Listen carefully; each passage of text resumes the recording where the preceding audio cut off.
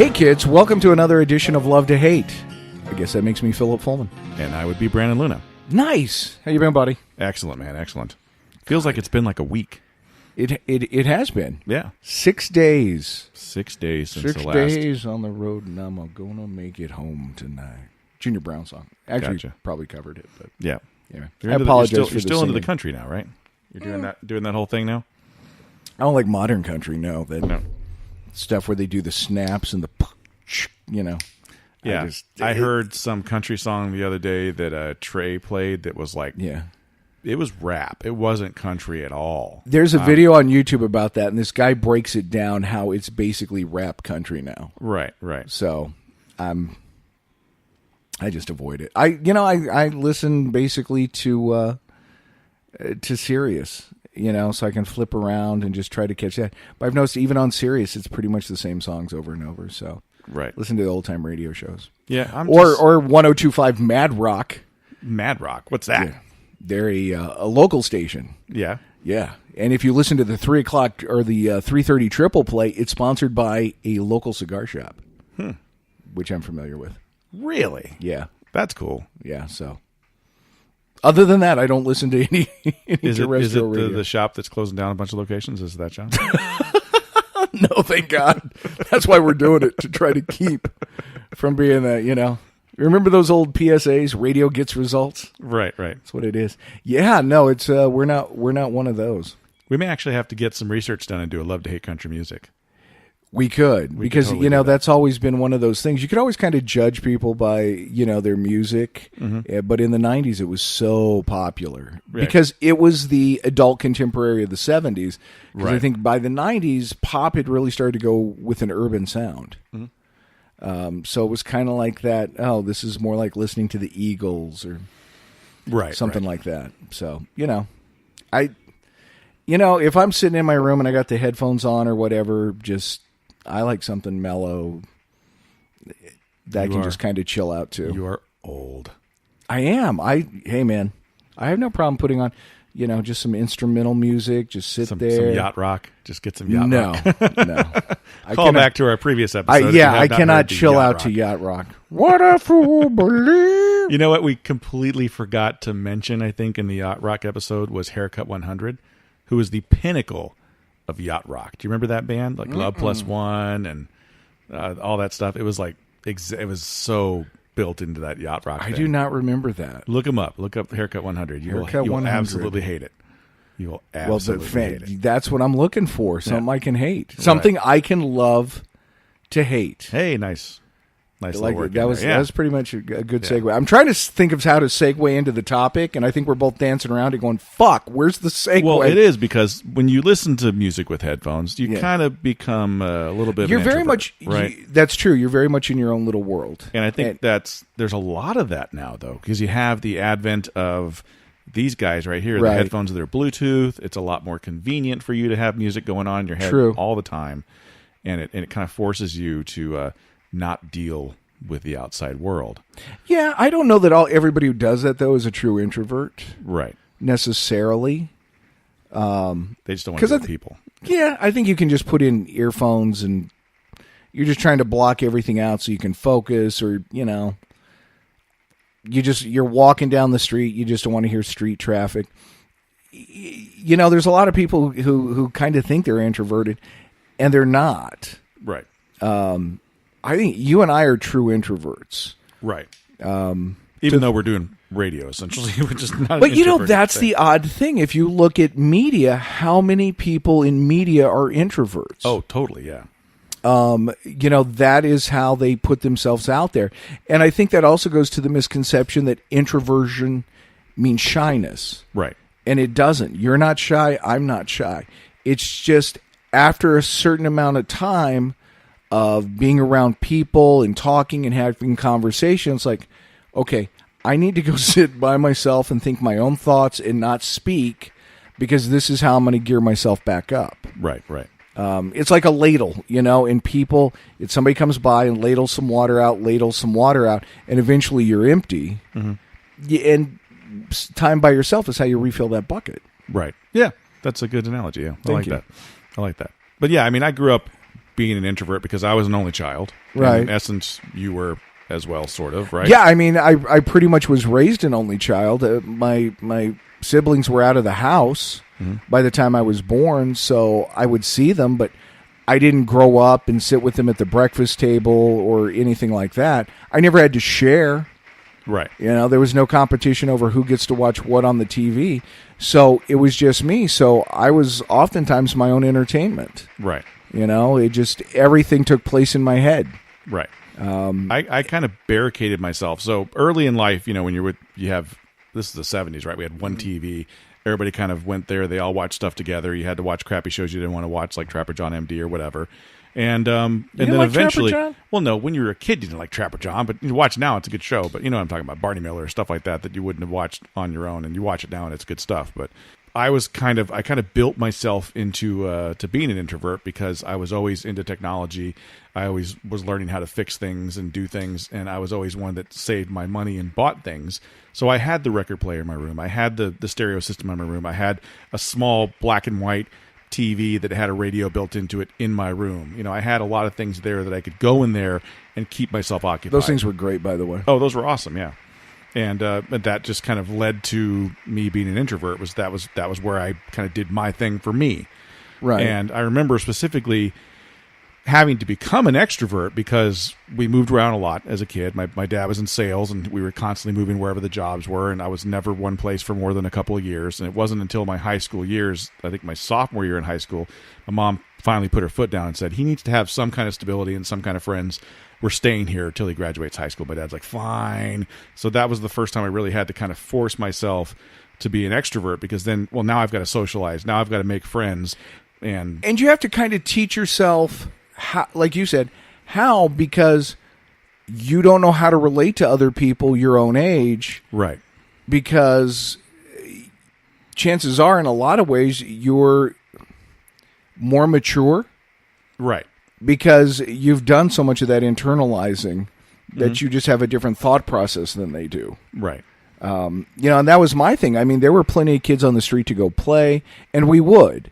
And we'd hang out, and, you know, hey, we go play tag, whatever, cops, robbers. But after about an hour and a half, it's like, ready to go inside. Right. I'm done. I've expended all my energy and playtime. Now I just want to go sit, and I want to color, or I want to play whatever it is I want to play. And it never bothered me that it was like, oh, I can't play a board game because there's nobody to play with. It didn't matter. I didn't care. I could play something else. Right.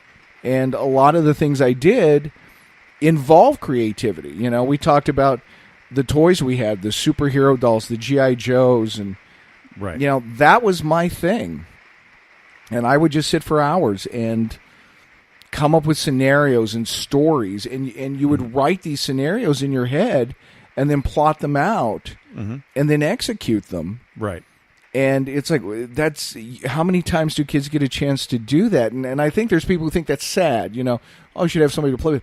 I could not have been happier. Right. Me too. You know, and it was actually a burden when someone would come over and you get the knock on your door going, hey, so-and-so's here to visit. And you're like, crap. I was in the middle of a campaign here. I was doing, you know, I had a whole story going right. And now you're going to come in and just smash my toys together. And I have to tell you, get you caught up on the story. And, you know, just, it was. It is a complete interruption. It is. It's like when I'm involved in a book, when I'm deep into a story, I lose myself in there. Right. I'm in that world. And it could be during, you know, a very dramatic scene. And if there's an interruption, I'm yanked out. Right. It's almost like Quantum Leap or one of the sci-fi shows. You're physically yanked out, and it's disorienting for a minute. It is, yeah. It is. And you and I both indulge in a very introverted thing that I think came out of being an introvert, writing. I mean, I was always writing when I was young. Oh, yeah. I would come up with ideas for screenplays and write them down, and I had like so many treatments that I still have in a box somewhere. You look at them and go, that's been a movie, that's been a movie, that's been a movie, you know? Because that was just... I've got one now where it's just like, man, if I don't finish it and at least do something with it, somebody's going to make it a movie. Right. So it's like, I better do something. Although, I put it in one of the chapbooks I published. I put it in the back of one, so hoping that counts at least as a little bit of copyright. Because it's like, no, look at the date this came out. I came up with that first. Right. We'll see. Yeah. By the way, it's raining right now, so if you do hear some noise in the background, it's the lovely sound of rain. Is it too loud? Can you hear in the headphones over it? No, I can't. Maybe a little bit. We're sitting out in nature, folks. Yeah. We're under a tent. This is what you do when you have no budget for a podcast. So, no, even to this day, when I am able to come up with something to write, where I find myself in that, it is one of the most rewarding, enjoyable times by myself. I am so fulfilled when I'm writing, even if it turns out to be crap. Right. It's just a great experience. We're just being entrenched in a book by myself. It's like, I love this. Yeah. And there are a lot of people, extroverts do not understand it. Right. They have to. They live and die by being around other people. Yes. And we live and die by being around ourselves, in essence. By being around, or people that are like-minded. True. You do have, as an introvert, you do have a select group of friends that are probably also introverts and understand that. But you're going to have that one or two extrovert friends. I call them the asshole friends that they like to party and they're fun to be around. But you can only take so much of them, right? Right. I mean, everybody's got that friend that's like a total extrovert, that's the life of the party guy. It's like I can stand you for just so long, and then I'm done. But you're not getting invited to that guy's wedding. You're not going to be, hanging out with that guy in his 30s. No, it's the guy that was just there for the good time. And the beautiful thing about having other friends that are introverts is there's no offense if you don't want to join them for something. Right. They totally get it. Or if they cancel plans on you, it's like, okay. Yeah, cool. Totally get it. Right. You just can't do outside right now. Yeah. Totally understand. Have you seen those, memes? They make them posters and T-shirts. Introverts of the world unite separately in your own home. Right. Yeah. So how many of your friends do you think were introverts versus extroverts? Growing up? Yeah. Probably not many. I mean, as a kid, you don't recognize it. I think they certainly had more desire to stay out and do stuff longer. They didn't understand the need the wanting to be alone, just do stuff by yourself. Now that I'm an adult, the majority of my friends are introverts. Right. I mean, do you think that just based on how life is now, how introverted everybody is because of their cell phones, because of... No, I think these are people, that's who I gravitate towards. Okay. Is the quieter people. And you tend to have those things in common, the creative things in common. Right. Like interest. So I think that's probably why, I don't know, water seeks its own level. It's just, they are those type of people. It's not something you set out for and like, oh, I want all my friends to be introverts. But as you start talking to them and you find out more about them, you realize they're a lot like me. Mm-hmm. They can easily just stay at home, as go out. And, that's one thing that comes up a lot in cigar shops because it's, people smoke cigars. It's a very social thing. People want to go out and hang out with their buddies and smoke. I don't think everybody's like that. I think a lot of people go to shops because this is the only place they can smoke. They don't want to smoke at their house. They don't smoke at their house, or if it's too hot to smoke on their patio. But I don't think necessarily, or that not for everyone is cigar smoking a communal event. Right. It's certainly not for me. Right. I can go to a shop and enjoy it and have some conversations, but I'm just as happy going to a shop and not speaking to anybody and smoking. I'm the same way. Yeah. I mean, and that's being that we're both in the industry. It's hard to do that now. Like I miss that part of not being in the industry because I used to be able to go to a cigar shop and sit by myself, look at my phone, read a book, smoke a cigar, have that chill time where, I feel centered when I'm done. Mm-hmm. And now I go into a shop, even on my day off, especially in the career that I'm in where I have to wear a suit with both companies. Right. If I go in like I'm dressed now in a t-shirt and a pair of shorts, where's your suit? Where's the samples? I'm like, I'm just here to, relax. I'm just here to be a dude, man. But they want to hear all the cigar stories and talk about how cool and it's job kind of it the is. same, I don't do what you do, so I'm not in as many shops, but it's a small community, so if I go to another shop, like, oh, hey, you're here, and there's nothing I love more than walking in. It's like, I know absolutely nobody here. Mm-hmm. But then, sure enough, somebody walks in like, oh, man. It's like, hey, so what shop you work at? Like, damn it. Right. Like, don't make me talk about cigars. You and I both love them, but at some point, it's like, I don't want to talk about cigars. Right. I talk about them all day. I get phone calls and text and emails about them. I have these discussions all day, and it's great. But right now, I would just like to smoke one and enjoy it and talk about literally anything else. Right. So, yeah. I try to be mindful of that with other people. Yeah. Meeting reps or people in the industry. It's like, man, let's talk about, I don't know, sports, books, movies. Yeah. Something other than what you do as a career. You talked about famous people being introverts and stuff, and you think about it. There's a lot of stuff that you do as an introvert, writing music, writing stories. I did that as a kid I didn't write music, but I wrote, stories. I did a lot of audio editing. That was one of the things I did that was very introverted. And I'm a little envious of that. Yeah. I mean, it was just something that I did to occupy my time that was an interest of mine, but it's funny how that seeped into my friends and everybody around me, because I was the guy that, I had all this gear and this equipment because I would put it together and, get a piece from here and a piece from there and buy it from this guy or buy it from that guy. And I had like reel to reel and 2 tape decks and 2 turntables and a microphone. And I didn't have the microphone, but I had 2 turntables. And I would literally make these mixtapes where I had like 2 records. Yeah. I would have 2 records going, and I'd do the DJ thing where songs are blended into each other. And I was making this mixtape, and I had it perfectly timed. I would go into the minutia of this song's this long, this song's this long. I've got 45 minutes on this tape. It's going to fit perfect.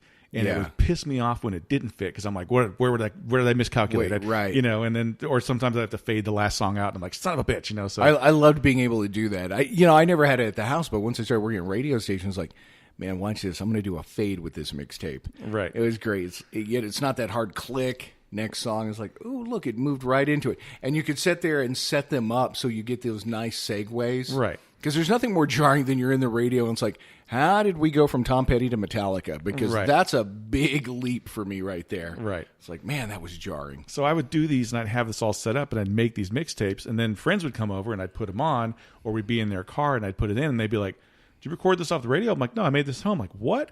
And all of a sudden I became quote unquote popular because people wanted my mixtapes. And then people were trying to give me stuff like, make me a mix of this or make me a mix of that. I was charging people to do this shit because it was something that was fun for me. Right. And it, in essence, turned me into kind of an extrovert, because now people were coming to me for these things. I'd be sitting still at the lunchroom doing my own thing, and people were like, hey, I heard you make mixtapes. I got all these albums. You want to come see my stuff? And every once in a while, you'd end up having a friend from that, because they'd be kind of the same like-minded. Right. And you'd sit down with them, and you'd come up with, oh, this song should go into that song. And it became a social thing, but it was still very introverted. I remember when I first started getting hardcore into comics in the 90s. Man, cigars and comics, 2 things I got into in the 90s. But I met this dude at a comic book store, and he was a huge Superman fan like I was. And I was only going back and collecting back issues of Superman at the time, picking up some stuff I recognized. I was like, oh, have you read this? Have you read that? No. Hey, why don't you come over to my house? Okay, cool. And he had all these long boxes of comics. I'm like, oh, man, anything you want to read? I mean, he took care of his stuff, bagged and boarded him, but he wasn't like, oh, you can't touch them. These are unreadable. Right.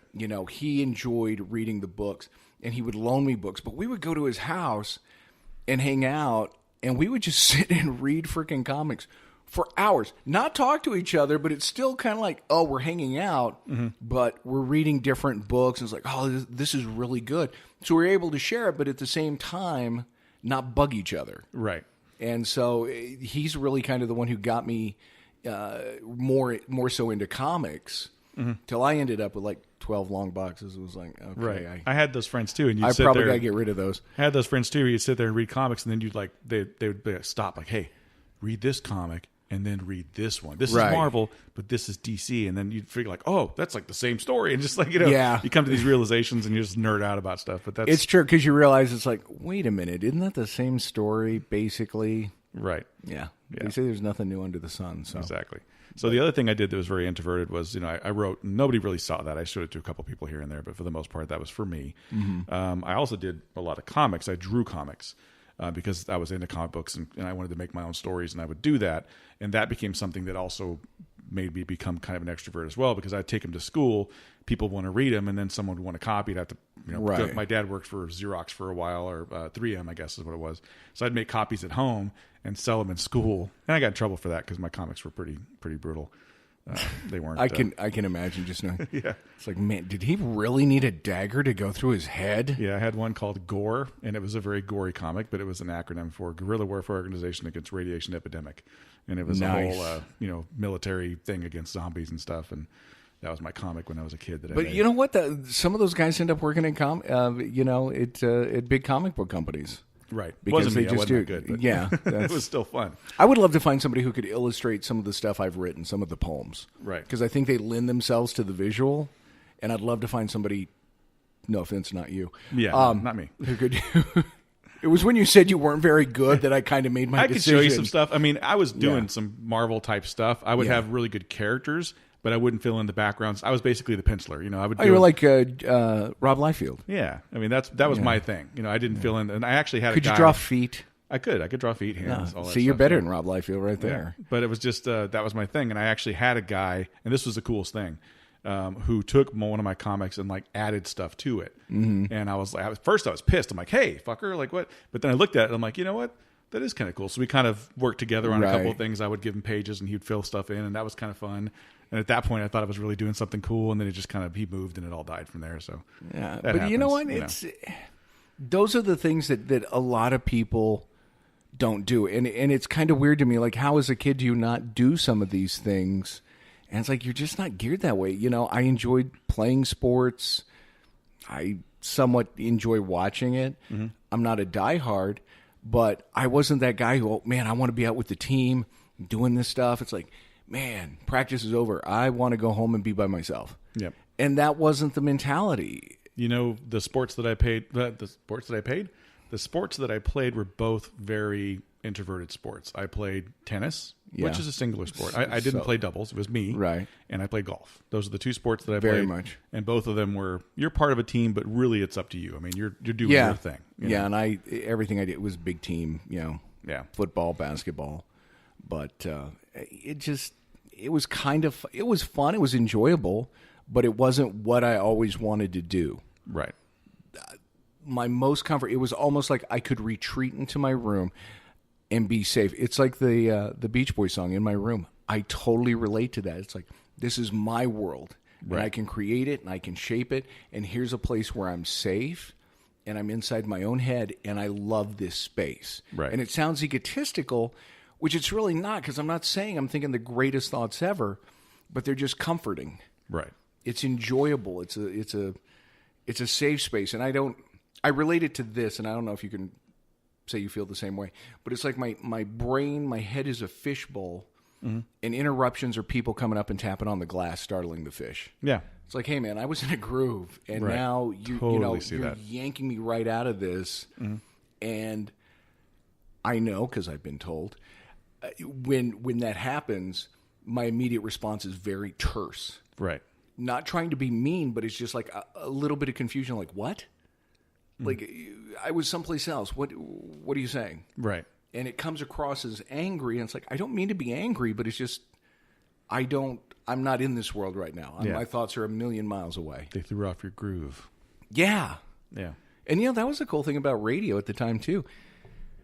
Even though you're broadcasting, mostly you're by yourself in a room. Yeah, you're a guy in a room by yourself, loading carts and just doing your thing. Yeah, and unless it's midday or something, sometimes you're in the station by yourself on the weekend. Man, tell me. To me, it was like, wait, so I'm going to be in this building by myself playing music? Okay. Yeah, totally fine with that. Yeah, the phones were an interruption, but right.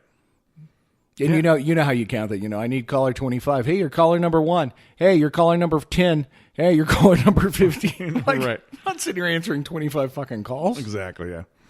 You're just breaking down the walls of radio, man. What are you doing? I know. What was it I was telling? Corporate FM. Corporate FM. It's free documentary on Amazon Prime. Okay. Got to watch it. Yeah. It's fantastic. It's sad, but... Yeah, but I think a lot of creative people are highly introverts. And you it's think true. About musicians. I mean, look at actors. Look at some of the Jim Morrison. Was turning away from the crowd when he was first performing because he was a poet. He was a writer. He wrote these poems, and they turned him into music, and he had to become an extrovert at that point. And I can tell you from experience, just I've done the student orientations at the college. You got 200 students out there. No problem. I have no issue getting up and doing that. When I did TV, no thought about, oh, my face is on camera. Didn't care. Mm-hmm. You go do a remote at the station. Okay, so what? You're in a room with 5 other people reading your own poetry. Mm-hmm. That's scary. Right. Because now it's me. Mm-hmm. It's not the station. It's not the college. These are my words that I've put on paper. Mm-hmm. And not only are you going to critique the style, but I'm probably revealing a little bit about myself. Right. And that's what makes it scary, because you don't know what's going to happen and how it's going to be received. Right. That to me, so I get what Morrison was doing. Yeah. Was like, no, I'm bearing my soul in front of a bunch of people. Right. This is kind of weird. Yeah, it is. Where'd you sing somebody else's songs? What's funny, and the backstory is not important. Let's just go with I've asked forgiveness. So I'm at a John Tesh concert, and not proud. You give me shit about yacht rock? Yeah, John I know. Tesh. Come on, man. There was a girl involved, man. There had to be a girl involved. Oh, fuck yeah. It wasn't a choice. He did say, that he composed a song. He said people ask what that's like. And this is John Tesh, right. Paragon of virtue or whatever. And he goes, it's kind of like putting your penis on a chopping block and handing somebody a knife. I'm like, wow. But it's so true. Right. It's like, well, I'm going to just completely expose myself and give you the ability to castrate me. Yeah. Based on my work. That's very true. Yeah. And wise words from John Tesh. From John Tesh, yeah. Of Entertainment Tonight. Mr. Connie Selica. Was it on Entertainment Tonight? He was on Entertainment Tonight, yeah. And then he married Connie Selica from Greatest American Hero. The ex-Mrs. Gil Gerard from Buck Rogers. Right. I got to make some fucking money off this stupid knowledge. Nobody out there, who knows that? Introverts. Right. Yeah. Yeah, it's funny, too, because you do have the different type of introverts. You have the math, science introverts, mm-hmm. and then you have the humanities, creative introverts like you and I. Right.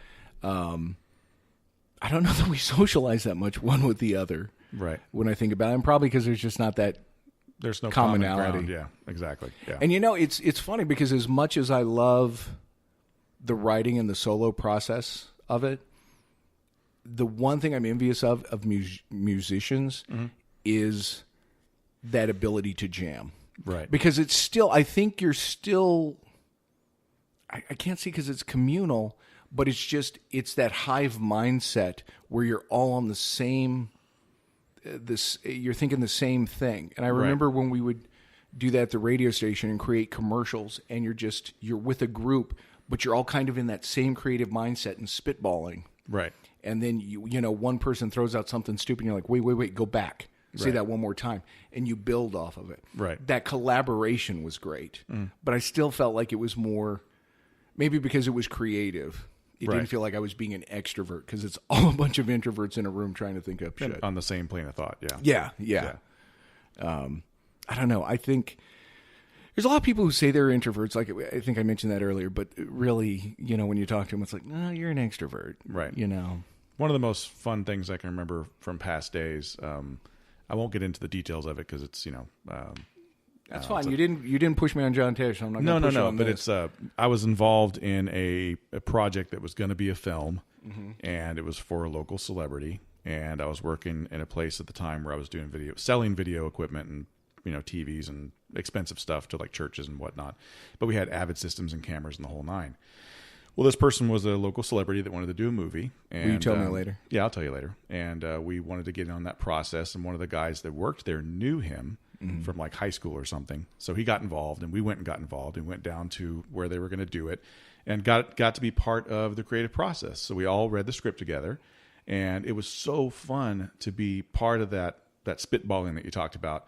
Because it was, we're reading it and I'm like, it doesn't really work. What about this? And throwing ideas out, and everybody's like laughing and having a good time. And mm-hmm. it was such a cool moment to have that pitch session with those people, because it was all a bunch of like-minded creative people. Right. Unfortunately, it didn't happen, and things turned sour on it. But that moment was like, man, I felt like I was in the zone. It was like such a great place to be, and I would love to do that again at some point. I remember there was an episode of Mad Men where somebody came into Don Draper's office and like, do you know what your creative team's doing right now? Like, they're in there playing ping pong, and I think one's smoking pot. He's like, shouldn't they be doing something? He goes, they're the creative team. That's what they do until they create. Mm-hmm. I'm like, that is so true, man. It is. Radio, whatever. It's like you're screwing around, playing garbage can basketball, but really what you're doing is this is your process. This is how you come up with the idea. Right.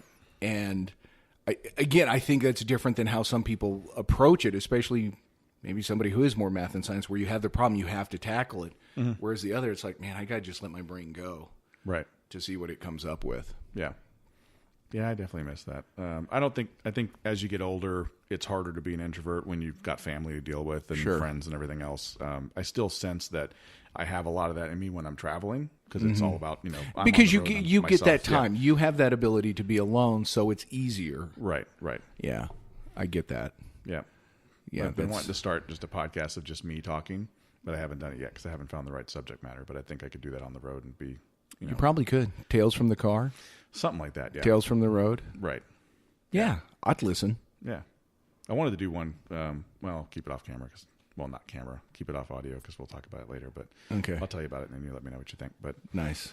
Yeah. We don't want anybody stealing our ideas. I know. We already put too many of them out there. We really have. People should give us a, piece of the action for that. Right. Every time we start a show. Copyright. Yeah. Trademark. Somebody's on Shark Tank going, hey, I had this idea. Like, God damn it. Right. I got to quit sharing stuff. Yeah. No, it's, even doing this, it's the collaborative, and I enjoy the energy. That sounds stupid, but the energy you and I have just doing this, it's fun, it's collaborative. Mm-hmm. But I also enjoy knowing that you and I can go like 5 days and not talk, and it's never that, wonder if Brandon's mad at me. It's just like, look, man, this is, right. It's just, at some point you realize it's just life, and it's okay. Yeah. And I wish extroverts understood that. Yeah. Like, it's not that I don't like you. It's just I can't be around people. Right. Because I got nothing in the tank. Right. So, if anybody takes away anything, understand, introverts need your love and understanding from afar, unspoken, and, with no touching. But your support and understanding so that they can function. Yeah. That's the takeaway. But what you've done is just a communal, well, maybe not a communal experience. Mm-hmm. Maybe you've just been listening in the privacy of your car, your earbuds, you've had your headphones on, ignoring everybody else, getting pissed off if they interrupt because, damn it, is your time to listen to Love to Hate. Yes. Well, the good news is you can reach out to us anytime via social media. That's absolutely true. How would they do it?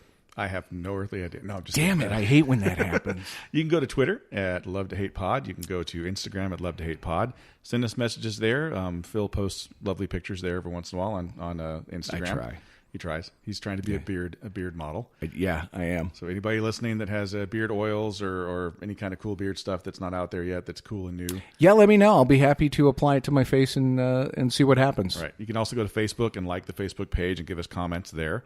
We've had a few people reach out to us on Messenger as well. So we're available kind of all over the place. You can also listen to the show at iHeartRadio, iTunes, Podomatic, Spreaker, Stitcher, all those places you can find quality podcasts. It's like even when we're alone, you're there with us. Yeah. We'll talk to you next week, kids.